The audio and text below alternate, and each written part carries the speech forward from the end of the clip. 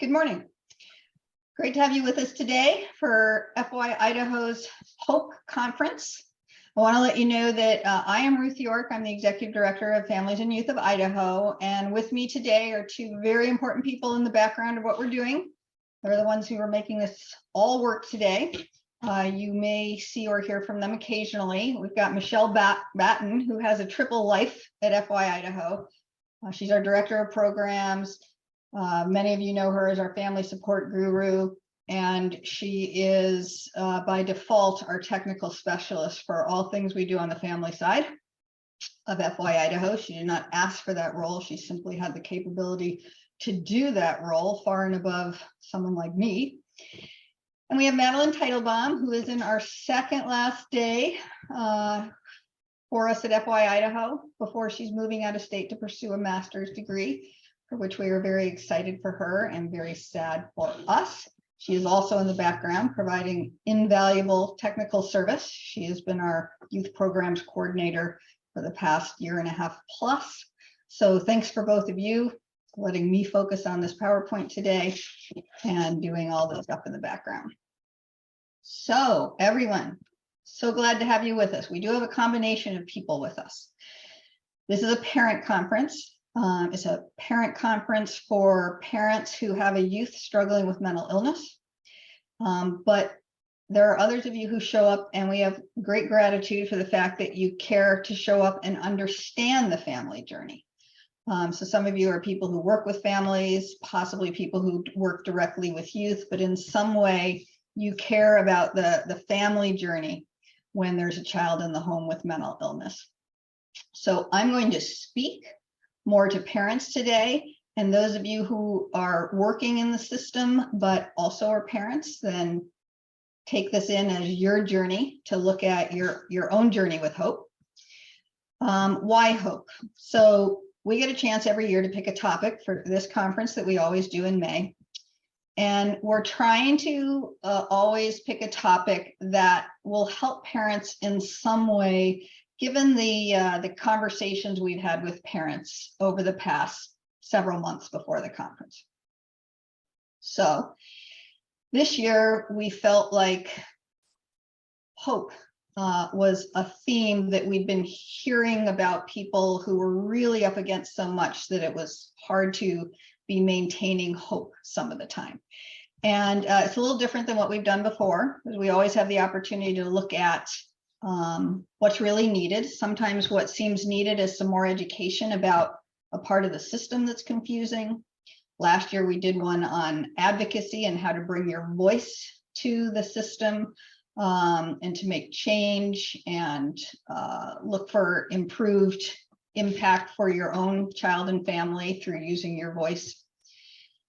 But 3 years post the start of a very major world event that has affected us all for sure, we felt what was perhaps the most beneficial thing we could do would be to offer you some insights on how to keep hope alive in your life. So a lack of hope in one's life can certainly lead to really just one direction, and that is down. Okay, I don't know why, but words that are about hopelessness or down always seem to start with D: depression, darkness, dysfunction, despair.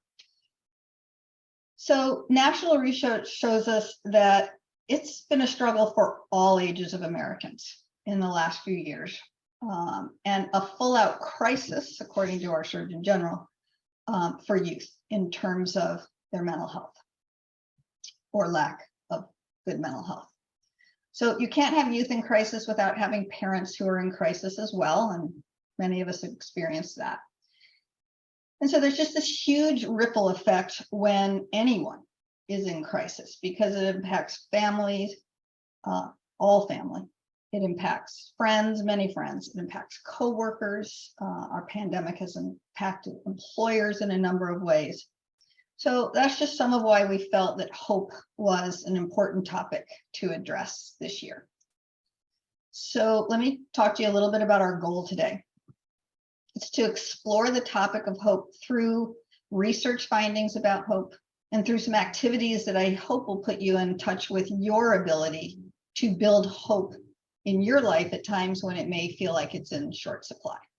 So in short, we want to give you a way to achieve a healing exhale for yourselves at times when maybe you're holding your breath a little bit out of fear in the moment you're in, the circumstance you're in, fear for the future. We really are looking for an exhale today. And if you experience that exhale, hopefully you'll have some tools that you want to use in your life going forward to continue to experience an exhale when you need it. So take some deep breaths in between our activities today. Let's see if we can let go of some of the burdens that we're carrying, find some new ways to move through difficult times. Just want to let you know that today's activities will look a couple of different ways in terms of your participation. So sometimes you'll do an activity for a minute or two just on your own, wherever you're sitting today, home, office, coffee shop, wherever. And a couple of times you'll go into a little breakout room to talk about an activity you just did. Or we may do some large group sharing and feedback as we go as well. So there's 4 different links, just a little housekeeping, 4 different links for today. All of you, if you stay with us today, and I hope you will use 3 of those links at least. And the 4th link is going to be for parents only at the end of the day for a little debrief and support session. So we will open each new room or session 5 minutes before the presentation will start. Early birds get a chance to see another Trauma Mama video, which some of you will have just seen through Huba. And just want to have a shout out to Trauma Mama, who lives right here in Idaho. And I just think her videos are, and you'll get a chance to see one if you show up 5 minutes to the next session, if you missed this one. They're just a great example to me of keeping hope alive through a very challenging journey. So I have one very important message that I want to start with as we go into today. Today is about hope in your life, okay? It's not about hope that your kids will reach any sort of specific milestone or success in life. And it's not about that because you can't control that. And we want to, and we spend a lot of time trying to do that if you're anything like me and my journey.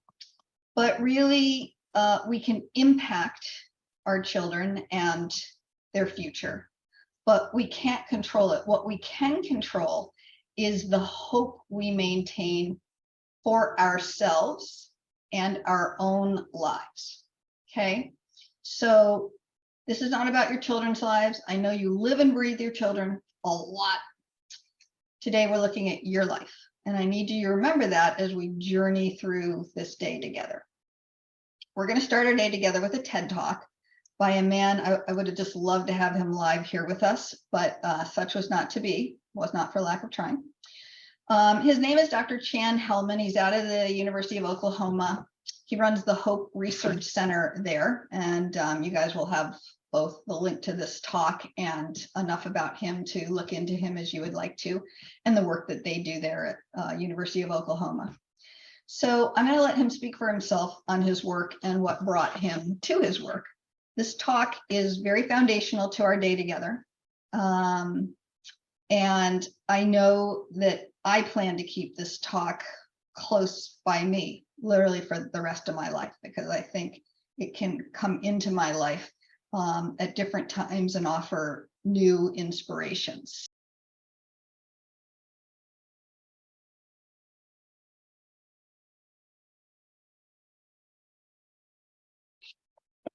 Okay, we're back. I really hope you found that empowering in the way that I did. Let me move to a slide here. And I'd like to get interactive pretty quickly and just hear from some of you in the chat ways of describing how you're feeling. Just briefly, after listening to Dr. Hellman's talk, The Science of Hope, maybe just brief words about how that talk impacted you. some of you, I think you're all on Whoba at this point. So I'm going to ask Michelle and Madeline in the background to, as they see things coming through, because I'm on Zoom and cannot see the Whoba chat, that they will pop in and share some of your responses. So just really important, no right or wrong answers, no expectations here, no judgments. How you feel is how you feel. There's nothing to do with how anybody else feels. And we're not always going to take away the same message and feeling based on the mindset we have as we're hearing something. So can Michelle and Madeline, can you share with us what people are saying? Hope is a social gift. I like that too, Stephanie. Julia said, feeling so sad about my adult son's isolation. Julia, it's so hard to see our kids and try and figure this out for them, but I think that social gift is the piece we get to play. Connie said it just takes one person. That's so true, Connie. That social gift of it just takes one person.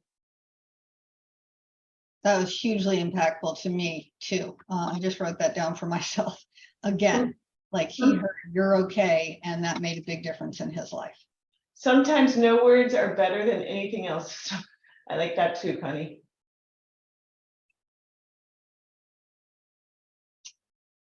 Okay, well, thanks for sharing. I really appreciate that. I asked you to share just to make sure that you're getting a moment to take something away in each little piece of what we do. Let's move forward. And you recognize this from Dr. Hellman's talk, goals, pathways, and willpower. So I want to do a quick exercise right up front. It's not about driving the car. Though literally I kind of felt my heart aflutter going back to the first time that I had to drive a stick and being on a hill. I personally found Dr. Hellman's video so empowering because the research on hope tells us that we can actively participate in creating hope in our lives. And just the act of doing that leads to better outcomes in our lives. That is like super powerful to me. But let's talk about hope for a minute. We believe that we can take an active role in making things better. If we believe we can take an active role in making things better, then why wouldn't we want to do that? So we're going to practice some sort of ways of being active with hope right now. So let's start with a quick exploration of what Dr. Hellman talked about.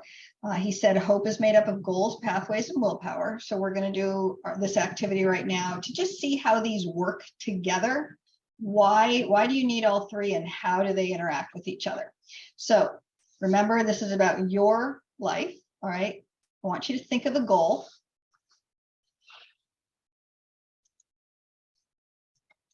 Goal for yourself.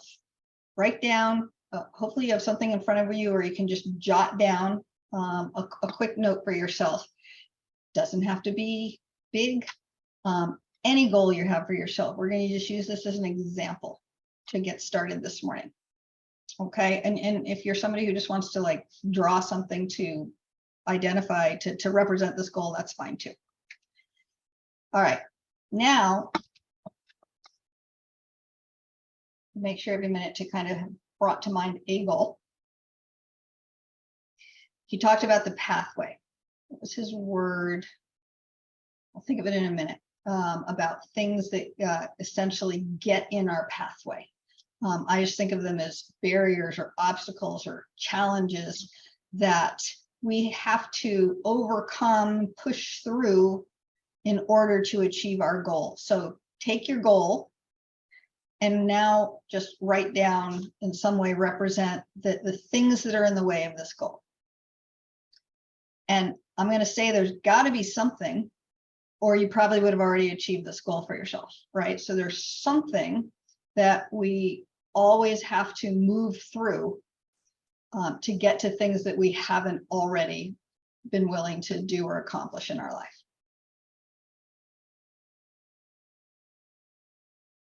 Okay, I'm just giving you a couple more secs there.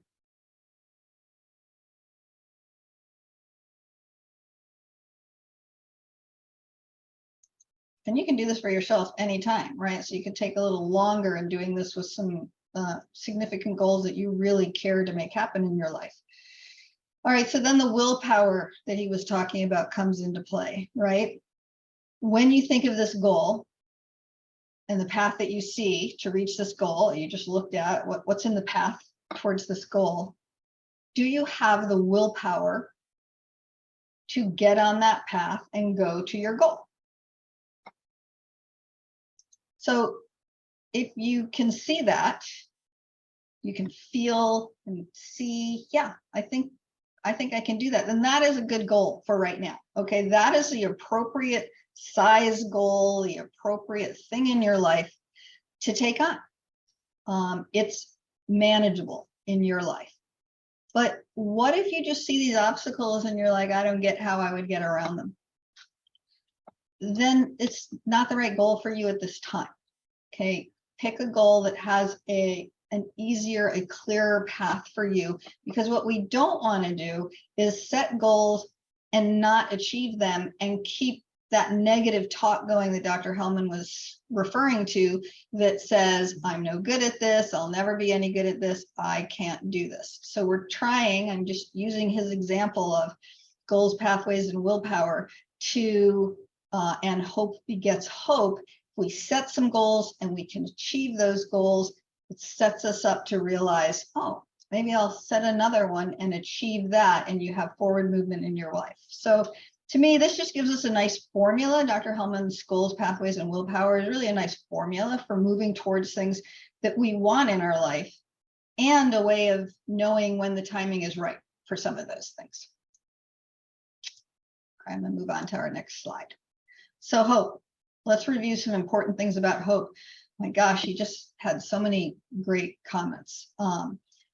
So first one is, hope doesn't come knocking at your door. This was not a comment he directly made, nor does it tap you on the shoulder unexpectedly.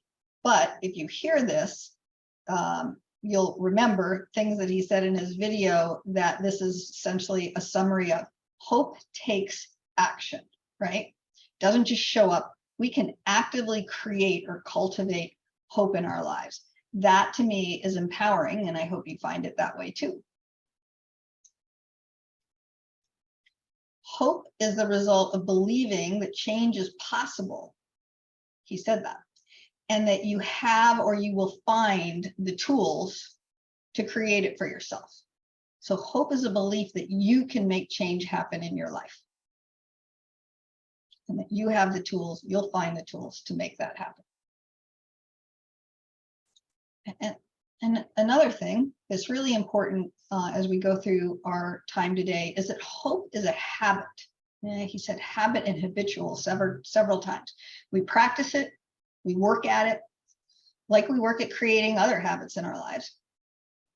We also may have to work at breaking bad habits that lead us towards hopelessness instead of hopefulness. But hope is not so much a state of mind as it is a habit of the mind and heart. And that little statement really resonates for me. So we're going to spend some time on how we build hope. What tools can we gather for ourselves to keep in our own little hope building toolkit? We want to have some things available to us when we need them, right? So it's not always the easiest time when we're lacking hope to go searching for the tools to build hope. I mean, it's a better time than not doing it at all, for sure, but it's also easier just to have some tools at the ready for when we realize we need them. So I want to say one more thing about this. Personally, I know I have some tools in my hope building toolkit, like I've proved that to myself. However, and I've needed them, but I'm not always ready to use them, even though I have some at the ready. So sometimes, and I'm just being honest with you here about me, because I want us all to be really honest with ourselves today. I just want to wallow in self-pity, gloominess. I mean, it sounds crazy to just say it and maybe for you to hear it, but I do. And I share this with you because some of you probably recognize that you do some of this occasionally. These days, I pretty much always know that I can move out of any funk I find myself in when I want to, when I'm ready to. But there's a certain power in just knowing that also lets me just stay in whatever funk I'm in long enough to just feel good and sorry for myself, which usually leads me to be really sick of myself. And then that just kicks me into the proactive movement I need and gets me ready to use my tools and move past my funk. But, you know, do I just want to pull the covers up over my head sometimes, or check out from some to-dos of the day?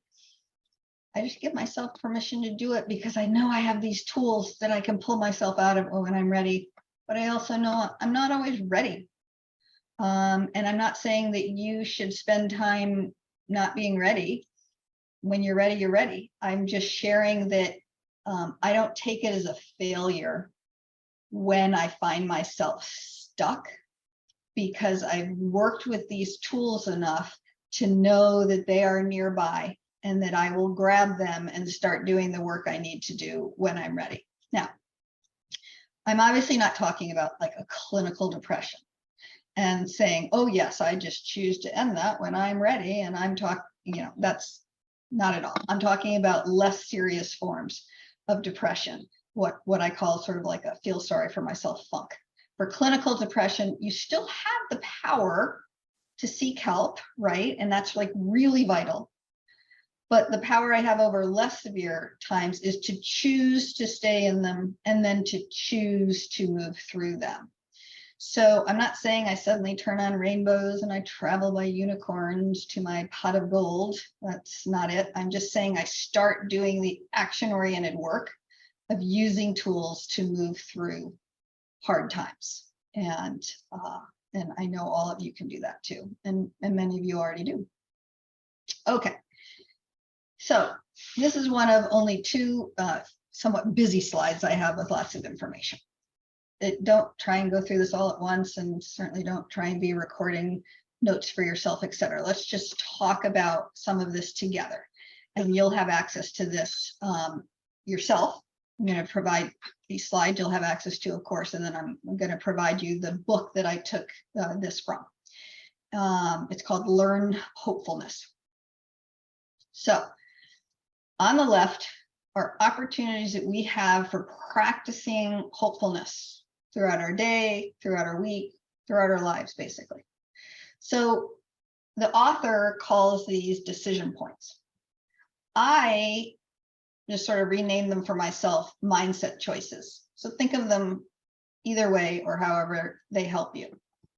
Okay, and then on the right side of the chart, we have the tools that we need when we're at these decision points or mindset choices.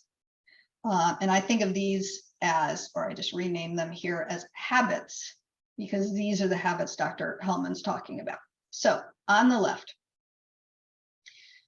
we can see possibilities, right? What are my options here right now? I don't have to see this all through only one lens. We broaden my view of what's possible. So that's challenging any beliefs we have about our own limitations in a situation. I can adjust my perspective. So I can transform negative beliefs. I can recognize I'm in a negative belief, and I can do the work to move that to a positive one. My highlighting here is just picking out words that I wanted to emphasize for myself. No, nothing to do with that at your end. We can shape our feelings. Okay, not only do we feel our feelings, but we can shape our feelings. We can cultivate positive emotions. We don't have to be stuck in negative. Explore our strengths. Look at our best character qualities that can help our lives. Create micro goals. Okay, if we set goals, as we were just talking about, that we're ready to move through, then that is empowering, and it empowers you to keep setting goals in your life. That's the hope begets hope part, and we're going to talk a good bit more about that this afternoon. Purpose. We are attached to some purpose, some meaning in our lives. We know that we matter. What we're engaged with matters. That's huge, right? If you don't feel like you matter, that is just a very fast, slippery slope to some pretty severe crisis. And then relationships. It is not uncommon when we're in a hard time to pull ourselves inward, like cocoon ourselves off. It's a protective mechanism. So from that point of view, it serves a purpose. But what's important for us to realize when we're doing that is that it's actually the connection with others and the reciprocity involved in relationship, that in good relationship, well, in true relationship, there's give and there's receive, right? Give and take. And if you wall yourself off for that, you don't get to experience the support and all the positives that relationship can bring into your life. So what we've been talking about is this lens that we're choosing to see our life through, right? Do we see multiple possibilities in any given situation or just one? Do we see positive possibilities or just negative? Do we see that we have a role to play in how we feel, in looking at our strengths and moving from those and finding purpose? Do we believe we can make a positive difference in our own lives by adjusting the lens that we look through? All right. Throw in the chat really, really quickly what you see on the screen. Just don't overthink this. There's nothing to overthink. I'm not trying to trick you here. I want to know what you see on the screen.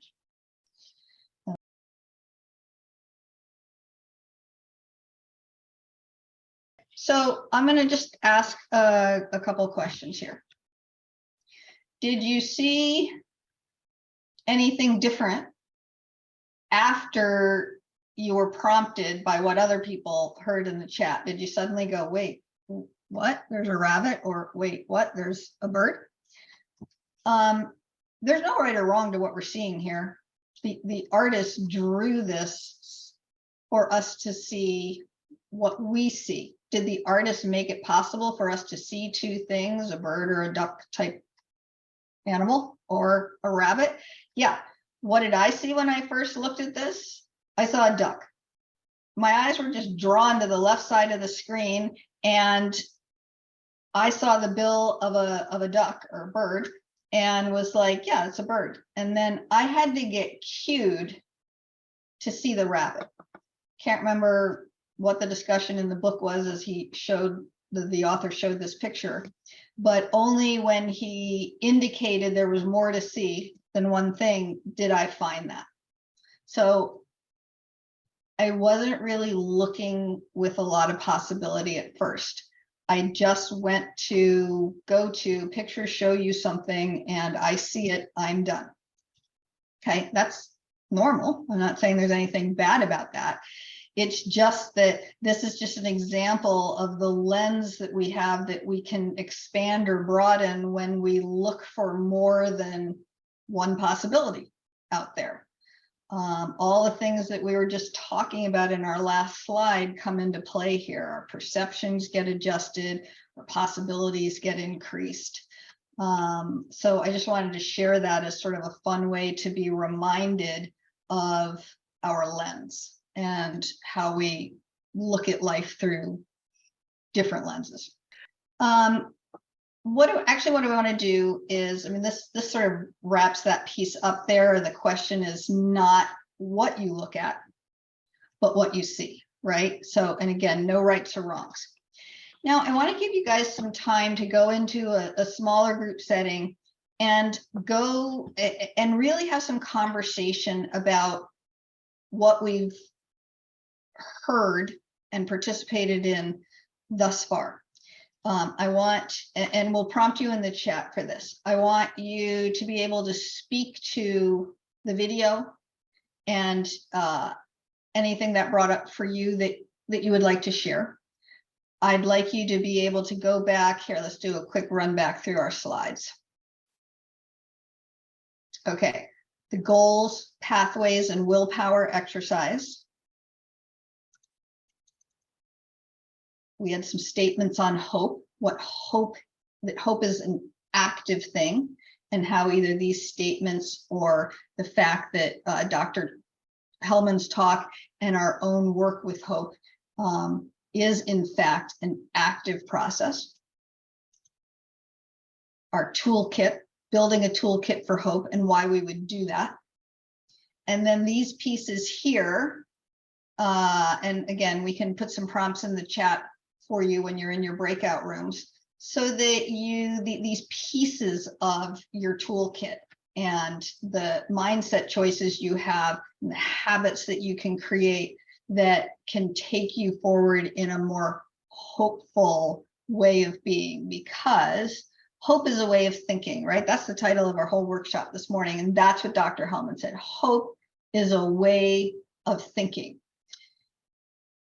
I'm looking over at a couple other notes that I made that I really liked from him. This is huge. It's the single biggest predictor of well-being across the lifespan. Like, that is huge. If that doesn't empower us to put hope actively in our lives, I can't imagine what would.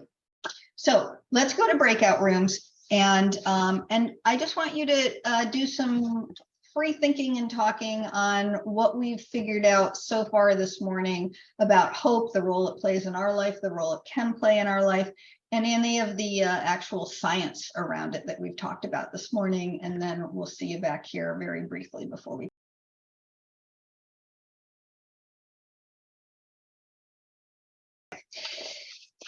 So thanks for sharing with each other. And I know that can actually be hard. So much can come up. We have a few minutes and we're going to go to a break. But I want to talk to you real quickly about just some ways that I have experienced hope or lack of hope, that maybe some of you have too. Number one, what I'm aware of is when I have an experience and it's bad in the moment, when I get out from it, it becomes just a story in my life. And a lot of that more intense, that was a really unpleasant experience, can sort of fade away, and it just takes its place as part of the story of my life. And I can reflect back on it, and I can use it in ways that are actually helpful to me going forward. So just because we're in a difficult time or a traumatic time, it doesn't mean it will be lodged in us as trauma forever. Now, those things that do lodge in us, we have to do some work to get them unlodged. But we really can carry forward some things that seem terrible in the moment. I've carried forward some stories that seem terrible in the moment, but they kind of become stories that I can add some levity to when I'm now looking at them later. Like, can you even believe that that actually happened that way? And I won't even go into that any further, because I'm guessing some of you can completely relate to, like, wow, yeah, never expected that to happen in my life. I had the experience once of not realizing how down I was, because I always just thought of myself as a fairly positive person. And I didn't realize how the journey with my children was beginning to affect really all parts of my life in terms of just coloring my attitude. So I'm sitting talking to a therapist, thinking that my husband and I are there to really just work on our relationship through this journey. And I say to the therapist, who says, "Do you think you might be depressed?" "Oh, no, I'm not depressed. There's nothing to be hopeful for." And she kind of cocked her head at me. My husband then laughed. And only then could I hear, wow, I'm in hopelessness. That is depression. I am depressed. I don't think of myself as a depressed person. And I had to really work to accept that. I think I had a pretty negative lens on depression until then. I just hadn't experienced it. I hadn't had it close up in my life in a way that, to me, allowed me to easily accept it into my life as this is just part of life right now. And I can actively embrace that and address that. But my gut reaction was, no, I'm not impressed. There's just nothing to be hopeful for. So just in case you've ever found yourself in something similar. And then I bet what happens to me also happens to some of you. People like to say all kinds of things to us. Not all of them are always necessarily nice about our journey with our children. But what they say is, a lot of times, I could never do what you're doing, right? You're so, basically, they don't necessarily say it this way, but they're inferring you're remarkable. Like, I would never stay on that journey. That's insane. That's like, I couldn't do it. Like, what, are you going to take your kids out back and bury them alive? Like, of course you could do it. It's not like we have a choice about it, right? So I think what's nice to do with that realization that people think that, but my go-to is, well, of course you could, because I didn't think I could or would either, because I never envisioned this, but I do it because I have to do it, because am I really given an alternative? Well, we are. Not to bury our children in the backyard, sadly. Sometimes we would all like to do that. We are given the alternative to not keep pushing through as positively and as much and in as much hope as possible. So fine. Kudos to us. Kudos to all of you. We're pushing through as best we can. Okay, doesn't always look pretty at all, but we didn't expect this. And we are dealing with the hand that's been dealt to us. And I give you credit just for doing that. Every day, every week, every month, every year. That's a lot to take on. Thanks, everyone.